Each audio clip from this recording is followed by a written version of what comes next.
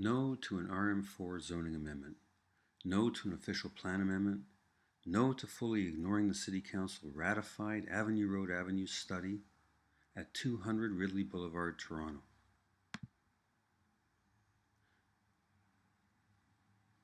The applicant is Starlight Developments. The Cricket Club neighborhood is opposed to this application.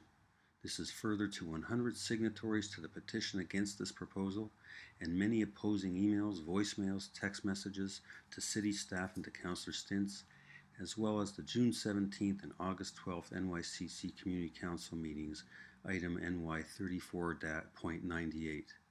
Councillors, we, the negatively impacted community, non-represented by our absentee elected official, ask you to please vote no to this application for a proposed 5.5-story high, so-called 4-story apartment building on a site that is zoned R3 with a neighborhood OP designation in a predominantly single-family detached dwelling community.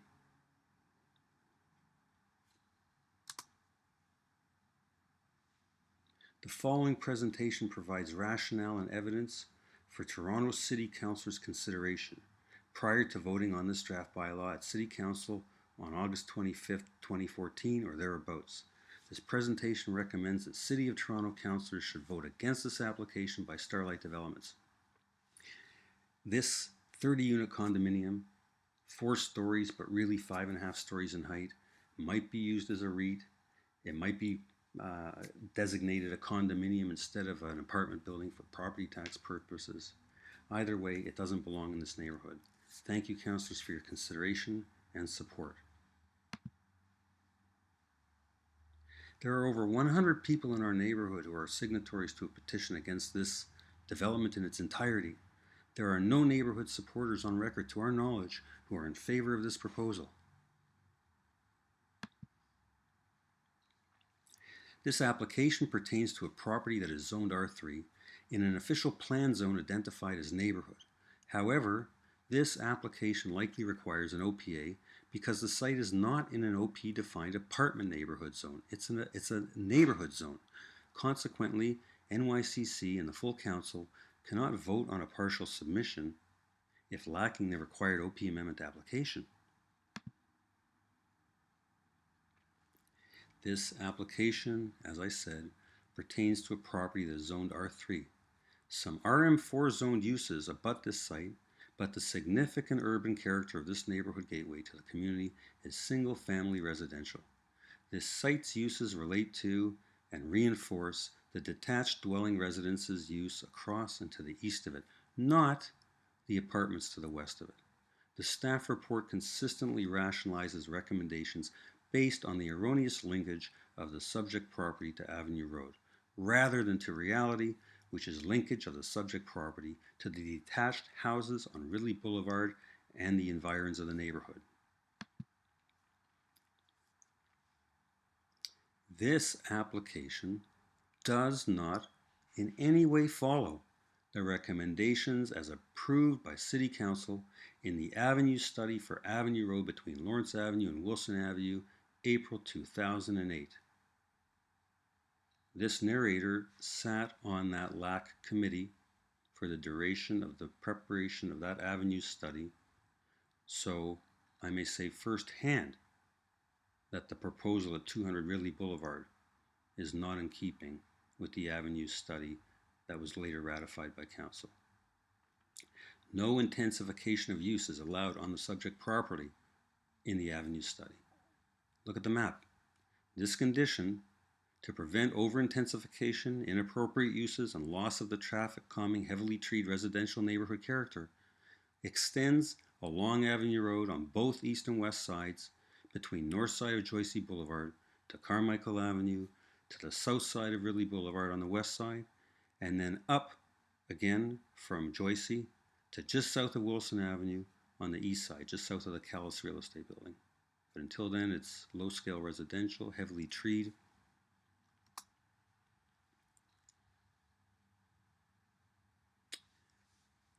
The full council should not have voted, the North York Council should not have voted on nor approved this application on August 12, 2014 because the councillors do not have accurate information to assess.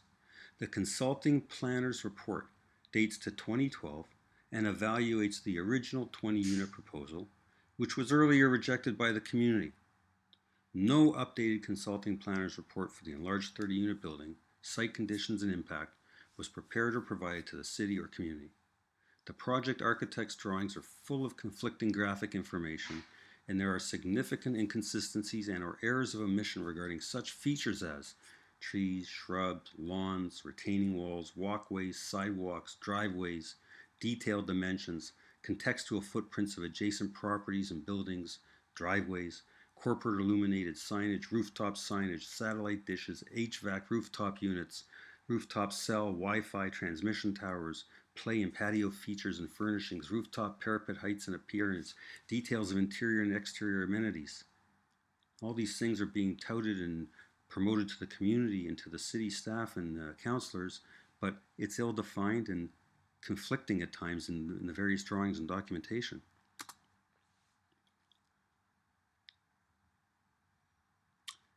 As I said, councillors do not have accurate information to assess, and all the staff report participants based their analyses on incomplete, misleading, and outdated documentation. The final staff report on which councillors' voting is based is therefore fundamentally flawed. The foundation is flawed. For example, the architect's site plan shows only a portion of the building footprint as shaded, purposely omitting graphic shading on the protruding bays and the balconies in every unit. The intent is to deceptively make the environmental and built form impact on the site appear to be less than it would be. In that drawing there, everything colored in blue should have been that same gray tone as the remainder of the roof that they've got there. But by a sleight of hand graphically, they tried to make the building look smaller, as if all those protrusions were maybe walkways and planters. The architect's site plan doesn't show the neighboring apartment building's driveway or curb cut in any of the drawings. That driveway serves the entrance and exit for that building's tenants and cars. The proximity of the neighboring building's driveway with the proposed driveway, which is more or less in the same place as the westerly driveway at 200, combined with the proposed removal of the east existing driveway at 200, makes this proposal a likely traffic nightmare. On that drawing there, you can see that yellow band is the driveway of 2128 Avenue Road, servicing that 3.5-story apartment building. Now, do you think that all those cars at 200 are going to be able to get in and out if one guy's turning left and one gal's turning right? It's not going to work. The architect's site plan does not adequately show the changes to the site landscaping. Where's the massive front yard tree and hedge removal and the tree arborist study? Where's the front yard driveway removal shown so we can see what the changes are and where things are? Where's the possible retaining wall at proposed rear 15 car park stalls at the rear of the property line next to the cricket club, tennis and lawn bowling? Where's accurate detailing, specifications, and location of proposed amenities, including a barbecue and patio, play equipment, future amenity suite patio, pathway connections, railings? And where's the accurate identification, specification, and location of proposed vegetation, lawn, sprinkler system, planting beds, tree caliper, the trunk caliper? What are they getting? What's being taken away? It's very, very, very vague, and in any event, inappropriate for this neighborhood and site. The architect's perspective modeling CAD drawings play with vanishing points in the viewer's orientation in order to omit the presence and visual auditory impact of the fourth story. Again, it is a 4-story building, but by the standards of the other buildings around, it's really 5.5 stories. So that is not an appropriate use for this site, nor for this neighborhood, which according to the OP is not designated an apartment neighborhood. Look at that drawing there. So in the background is the existing 200. In the foreground is the proposed building, and on the left-hand side of that drawing, where it is that kind of rusty color, that's the front entrance and the billboard of the Highway 400 drive-in up above it there, pointing out at the street and the neighborhood houses. But where are the fourth floor walls and roof? Where are the trees to match the landscape plan and renderings? Where's the street curb, the neighbor's driveway, the apartment building to the west there at 2128? Where's the fire hydrant, the hydro poles? Where are the landscape furnishings and play structures and planters and steps and porches and railings and things that we see in the site plan vaguely? How will the lobby function without a lay-by road lane cut out of the boulevard? What happened to the beautiful existing front hedge? Why is the ubiquitous garish illuminated Starlight sign not shown here but shown on the site plan? So it's very, very selective what's being shown and how it's being shown and how this can be evaluated and what it's evaluated upon. And the foundations are weak and the premise is poor and the project is inappropriate to this neighborhood and this street. The architect's original 20-unit site plan better showed the proposed landscaping and more accurately graphically shaded the real footprints of the building. Additionally, the current larger 30-unit proposal does not have any shadow study documents that were distributed, not that we know of. In any event, it is evident that shadows from the proposed building will be significantly negatively impactful on sunlight penetration to apartments, houses, and vegetation on the west, north, east, and east-southeast, especially during winter months. Okay, you can see the north arrow in the top right corner of that site plan. And imagine that winter sun is from about, call it 4 o'clock on the dial to 8 o'clock on the dial, and then summer sun is from about, call it about 2:30 on the clock till about 10 on the clock. And this is a big building. It's 2 stories taller than the existing building. If the city decides to allow the tenant's existing outdoor amenity space to be repurposed and developed, there is only one appropriate intensity of use. R3, single-family, detached housing, matching neighbors' existing frontage, coverage, setbacks, heights, etc., with a corridor of land extending back to the existing 200 Ridley Blvd apartment building. That is the only development of this site that remotely makes sense from an architectural, urban design, zoning, and official plan analytic viewpoint. And in that drawing below, you can see the existing 200 is reddish. The existing 2128 Avenue Road to the west side, left side there, is reddish. The existing first house in the row of houses running down Ridley on the north side there is shown reddish, and then shown as 3 little yellow cubes with dashed lines to show the property lines. That is the most that this community believes should be developed on that property. We would rather see the entire front lawn remain, but if development is something that is simply a fait accompli on some level, then we strongly believe that the most that should be done there are those 3 houses shown as little yellow cubes, and that red line running from the southeast corner of the apartment building to the southwest corner of that first house in the line, that defines the front yard setback. And at present, Starlight's proposal is 4 meters south and in front of that red setback line. The building's too large. It's too close to the existing building. It's too close to the street. It's too close to its neighbors on the west and east. It occupies too much of the site. It's destructive to the neighborhood streetscape, and it destroys the traffic calming effect when entering off of Avenue Road of this existing park-like, flanking, heavily treed green space. An important anchor at the North End Gateway to Upper Avenue Road, as defined in the Avenue study.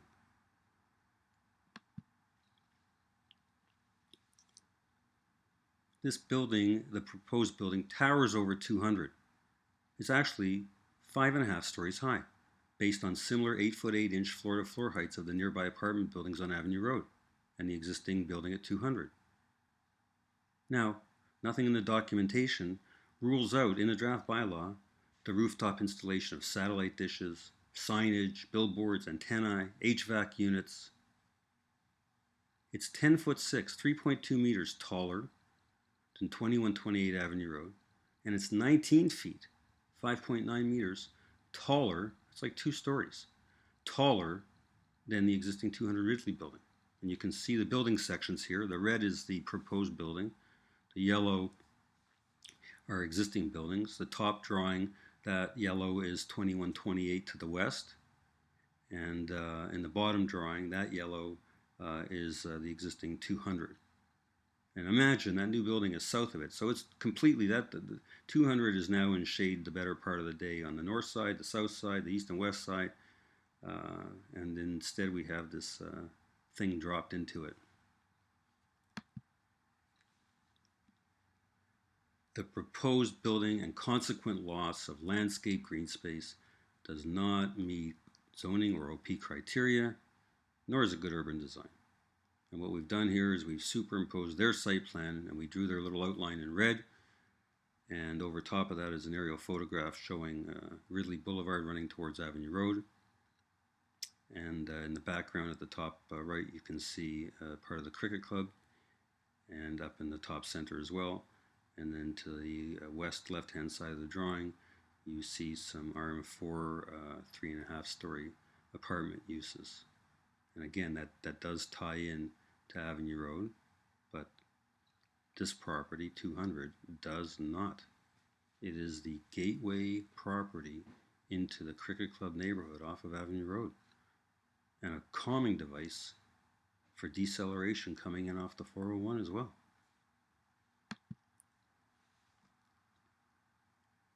As mentioned, the building invades approximately 13 feet or 4 meters into the front yard setback. The yellow balloon in this photo is the approximate streetscape existing front yard setback. The red balloon is the approximate front wall of the proposed building. These hedges and trees will be destroyed and removed to make way for the proposed building.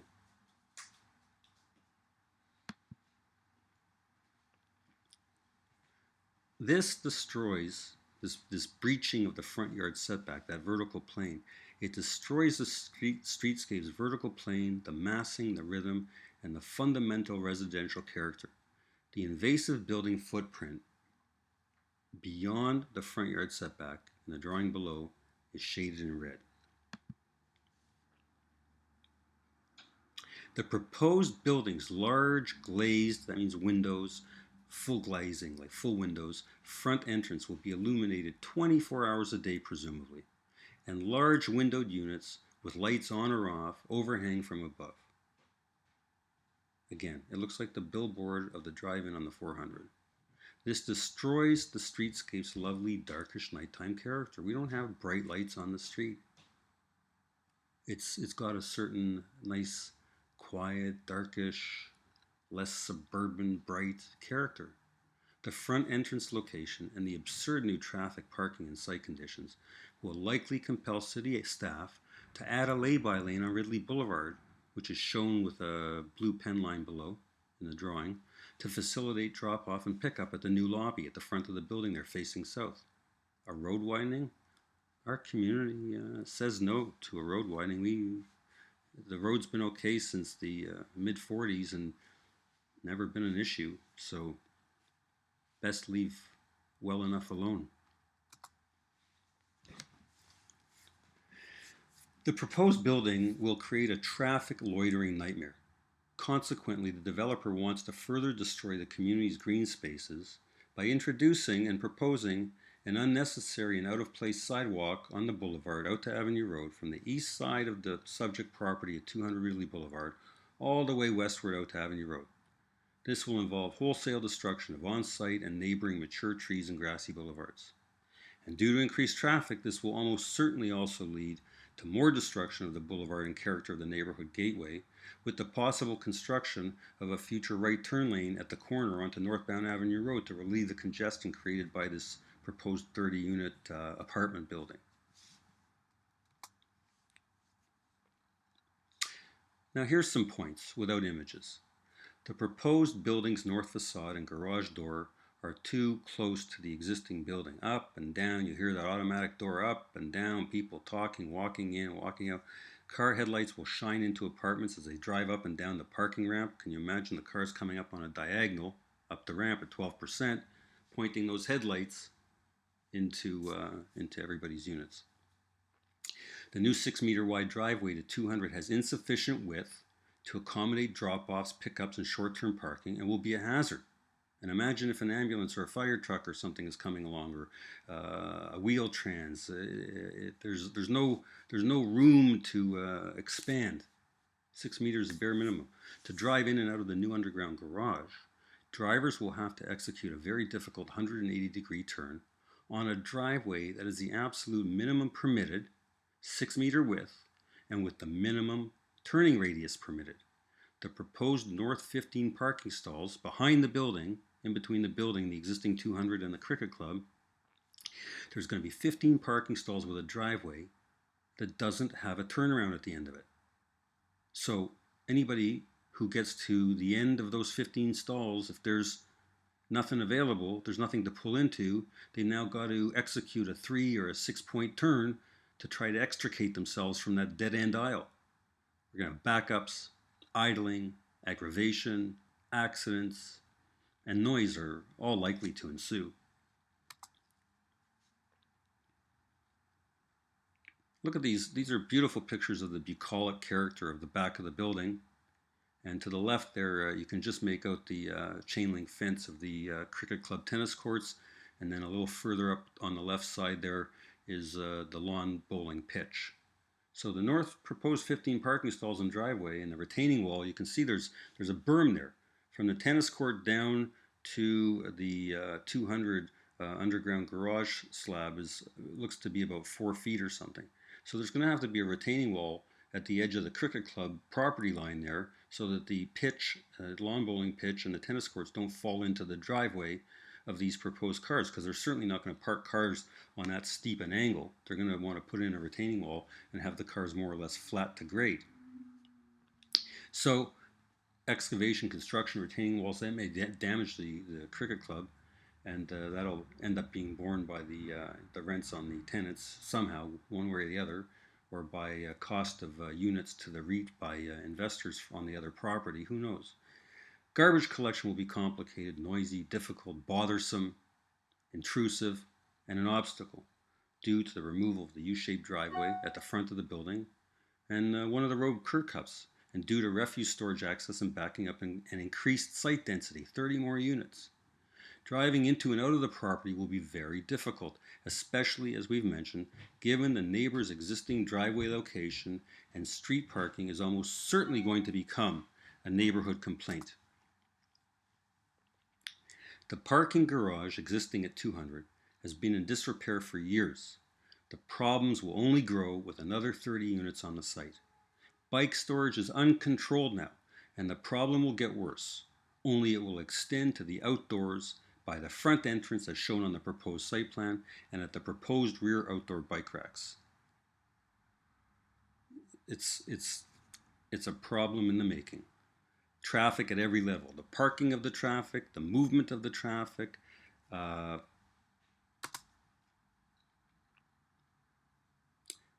Here's the existing refuse, and refuse access, storage, and disposal is an issue now for the tenants. And the problems are going to grow if this proposal is approved and built. On the right, you can see the refuse enclosure and containers for 2128 Avenue Road. And then here we have the container on the left side and the enclosure for the existing 200 Ridley. So the new driveway coming up to the building, up to 200, and the back side of the new 200, whatever it will be called, requires the removal of the existing architecturally significant entrance canopy.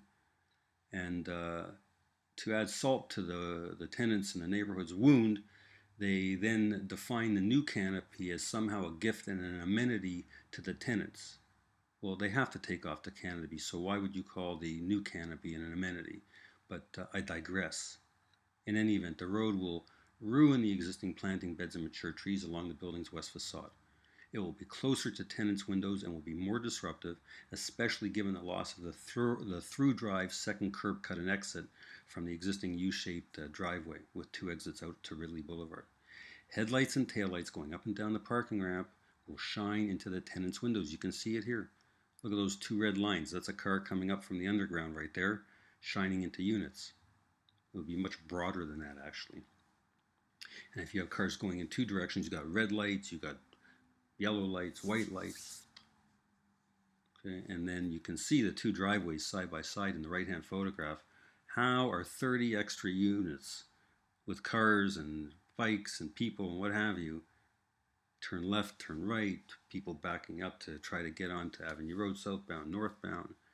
It's a residential neighborhood, councillors, and it belongs to the realm of the detached dwellings across and to the east and behind it and to the northeast on Apsley and those streets.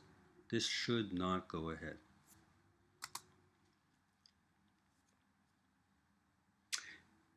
We're going to show you a few images here of CAD computer architectural modeling showing you the massing of the new building.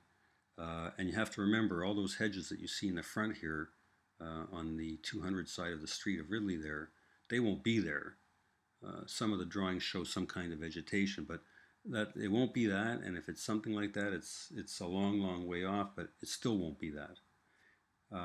But that translucent kind of shape is the 4-story building and its impact from a residential dwelling across the street from the 2nd floor window. And you can make out behind it the existing much smaller, 2 stories smaller, 19 feet smaller, 5.6 meters smaller, shorter than the proposed building. And by the way, who's to say that that partial 4th floor, there won't be another application to fill it in with a sunroom or to fill it in with a recreation sauna, whirlpool room, or to enclose it for an outdoor rooftop barbecue, or to put solar collectors on it. There's nothing that would indicate that this developer applicant really cares much for the neighborhood or the neighborhood's quiet enjoyment or history.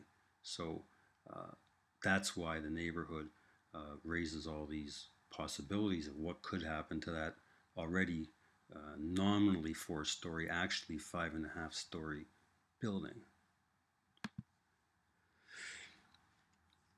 We have to be thinking about the building's massing, the setbacks, the building's height, its length, its density, the uses, the orientation, the access, the parking. And we've been going through these one by one. And it fails by every measure, by every criteria, by every bylaw, by every official plan, by every avenue study, by an entire neighborhood who have in overwhelming numbers signed a petition against this thing, including the property owner in that yellow brick building to the west, who is quite disappointed by the way this has gone.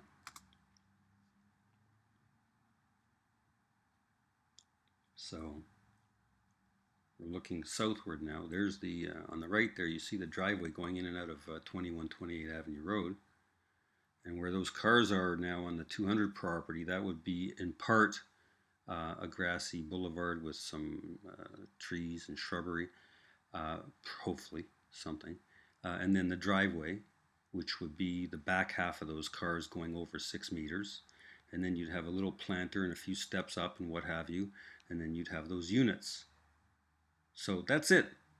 We're looking at the single means of vehicular ingress and egress to this whole property of 120 plus units. Makes no sense.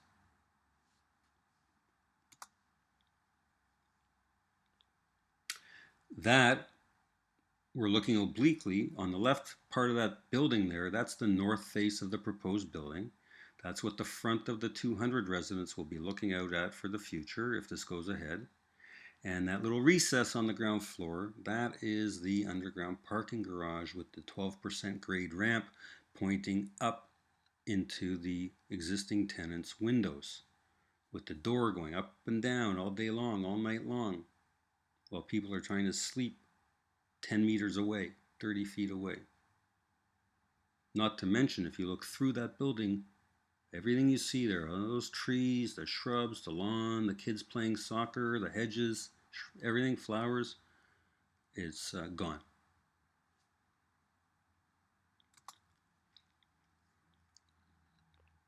This presentation has focused, to some degree, on the landscape, but we must also note the loss of views of the sky and sun and moon and stars, and the blocking and downdrafting of the winds and breezes. We're plugging up the site, plugging up the neighborhood, plugging up the vistas, and overdeveloping. This doesn't belong here. Says every document pertaining to this property.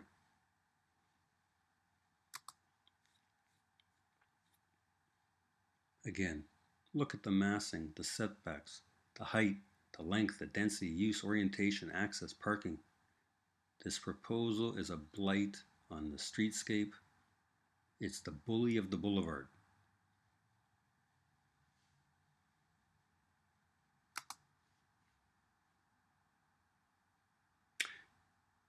Look at this image. This would be the view of the proposed building and damaged streetscape when someone entered the Cricket Club neighborhood eastbound from Avenue Road. Do not forget in your view of this to also imagine sidewalks, the proposed sidewalks, lay-by and right-turn vehicular lanes, like possibly, Starlight illuminated signage, it's shown on the site plan, and no existing mature trees or shrubs on the property frontage that are there kind of still peeking out in this photograph. Also note the neighboring building's existing driveway location. It says right there down below, 2128 Avenue Road existing driveway. And then behind it, above it, 200 Ridley Blvd new driveway. So the building's existing driveway location in relation to the existing 200 driveway, they're going to be basically the same as what you see there. So the proposed new driveway would be in almost the exact same location, except that 200's existing second driveway exit to the east onto Ridley Blvd, shown by the red asterisk in that photo, will have been removed. So there's only one way in, one way out. Right? Now, a neighborhood resident is in the land use planning profession. He studied the application documents, architectural, planning, city, attended public meetings, participated as a very involved member in the Avenues Study LAC, Local Area Committee, and wrote 2 analytic opinion letters pertaining to this application. Both letters conclude that this development proposal is contrary to the spirit, intent, and letter of the zoning bylaw, official plan, avenue study, and neighborhood history and context, and that the draft bylaw application must be denied. Here below is his first letter in opposition submitted to the city, June 16, 2014.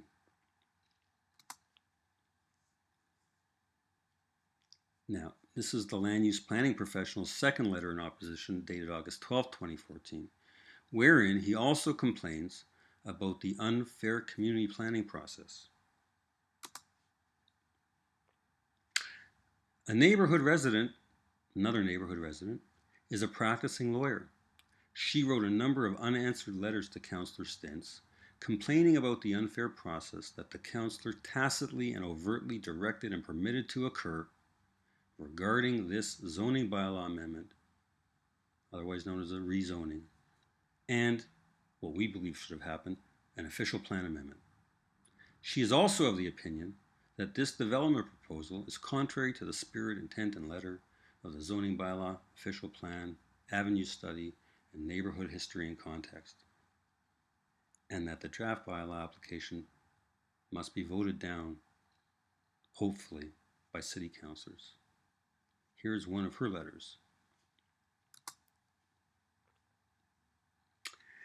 Now, we need to summarize some of the sidebar stories and events and situations that have put the neighborhood and community in this position that we are struggling to overcome. Despite countless requests by neighborhood residents, and despite her insinuations, for example, at the Community Council meeting on August 12th, to the contrary, Councillor Stintz has never met with the neighborhood residents and tenants except at 3 public meetings. In fact, she has tacitly refused to meet these constituents to engage and listen, and she has purposely misled residents of her Ward 16. She never directly spoke with 200 Ridley tenants, nor with homeowners, about the neighborhood's overwhelming objection to this proposal, nor did she ever respond to the architectural and planning analyses and other documents submitted to her by neighbors. Neither did she ever meet with tenants to discuss their desire, encouraged overtly by city staff as a carrot, for amenities in lieu of existing outdoor green space and quiet enjoyment.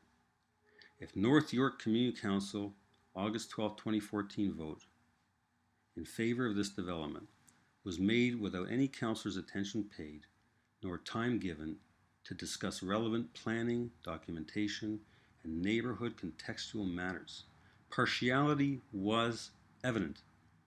The entire Councillors NYCC pre-vote discussion after the community's deputations and the planner's brief remarks from the applicant's side was only about the proposed Planning Act Section 37 so-called amenities. There are no amenities in any event. In effect, making the zoning amendment and OP approval, which hasn't been applied for, de facto, a fait accompli, with only the amenities minutiae to work out.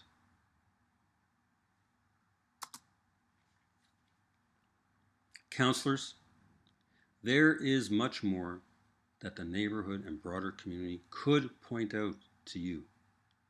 The project proposal's flaws were too numerous to present in the 5 or 10 minutes allotted to speak at NYCC. However, the neighborhood provided NYCC and soon will provide to full council sufficient evidence that shows that city's permission for this project, for this draft bylaw, for this application in all its parts and permutations needs to be denied. Councillors, our community respectfully asks you to vote no to the draft bylaw proposal, item 2014.NY34.98 at 200 Ridley Boulevard. We thank you so much for your time and for your consideration of this very important urban matter.